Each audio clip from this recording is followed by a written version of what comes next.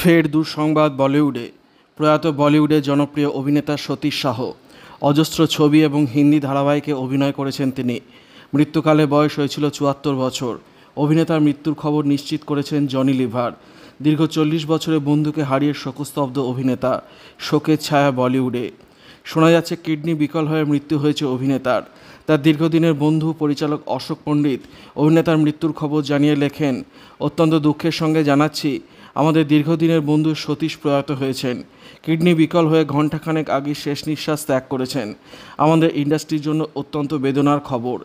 শারীরিক অবস্থার অবনতি হওয়ায় তড়িঘড়ি হিন্দুজা হাসপাতালে নিয়ে যাওয়া হয় তাকে, কিন্তু শেষ রক্ষা হয়নি। দীর্ঘদিন ধরে কিডনির সমস্যায় ভুগছিলেন সতীশ। কিছুদিন আগে তাঁর অস্ত্রোপচারও হয়। তবে সব লড়াই থামল 25শে অক্টোবর। শনিবার দুপুর 2:30 নাগাদ মৃত্যু হয় সারাভাই ভার্সেস সারাভাইয়ের অভিনেতার। আপাতত তার দেহ রাখা হবে হাসপাতালেই। অন্ত্যেষ্টিক্রিয়া হবে রবিবার। প্রায় 4 দশকের দীর্ঘ কর্মজীবন সতীশের। তিনি পরিচিত পান জানে ভিদো ইয়ারো ছবির মাধ্যমে। তার অভিনীত চরিত্র এখনও দর্শকের মনে গেঁথে রয়েছে। সুরজ বারজাতিয়া থেকে ফারাহ খান, রাকেশ রোশন, বলিউডে প্রায় সব তাবড় পরিচালকদের সঙ্গে কাজ করেছেন তিনি। সালমান খানের প্রথম ছবি ম্যানে প্যার কিয়ার সময় থেকে শুরু করে হাম আপকে হ্যায় কৌন, হাম সাথ সাথ হ্যায় একাধিক ছবিতে কাজ করেছেন তিনি।